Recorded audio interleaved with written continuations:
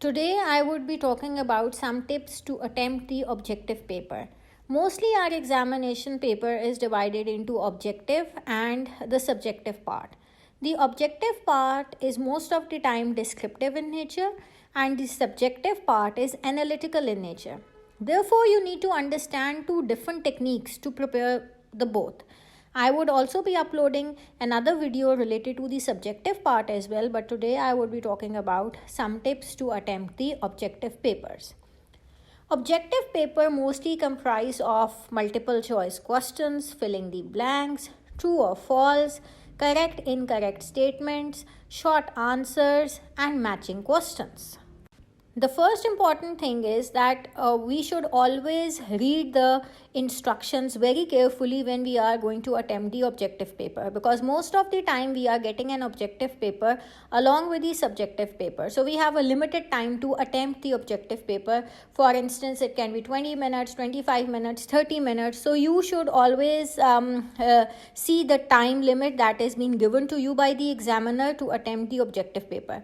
Moreover, read the instructions very carefully, because most of the time it has been written that overwriting or cutting is not allowed. So if you will not follow the rules of the objective paper, so your marks will be deducted. Moreover, when you read the questions of the objective paper, you should read the entire questions very carefully because of the time pressure and because of the exam pressure. What happens that mostly we misread the question.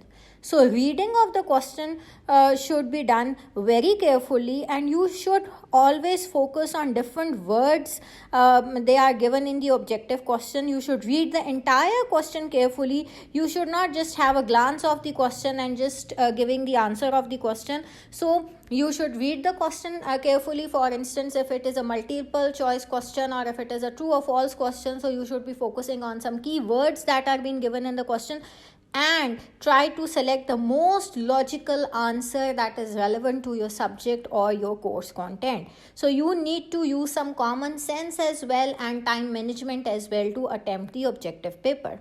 Then we must attempt first those questions which we are sure about it and we are 100% sure about the correct answers of those questions. So we should always attempt that first. Another very important thing is the process of elimination, in which you should try to eliminate the choices which are being given under the question and which you think that they are 100% incorrect. So for instance, if there is a question and 5 choices are being given to answer that question and you are 100% sure about the 2 options that they are incorrect, so you should eliminate them. And what you should do, that instead of a pen, you should also have a pencil with you and just have a little mark on those choices. So now you will be in a position that you have eliminated the known incorrect 2 options. So now you have to choose between the 3 instead of 5.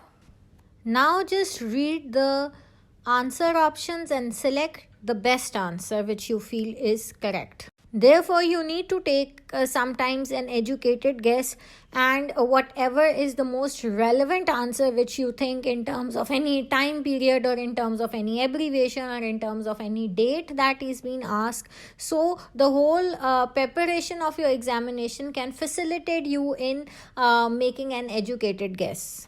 Another tip is that when you read the options, for instance in a multiple choice question, and you feel that there are more than 2 correct answer, so in that case if an option is giving all of the above, so you should always opt the option all of the above if you really feel that 2 or more than 2 answers are correct.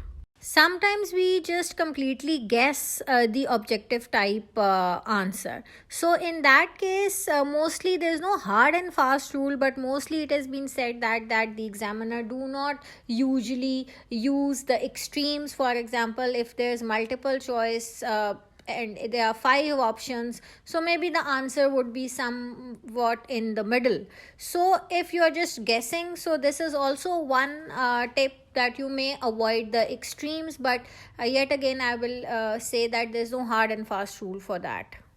Therefore, the overall preparation technique of the objective paper is different than from the subjective paper. So that was all from my side, and in the next video I'm going to tell you about how to prepare for the objective paper. So I hope this video has facilitated you in some sense. A very good luck for a very good life.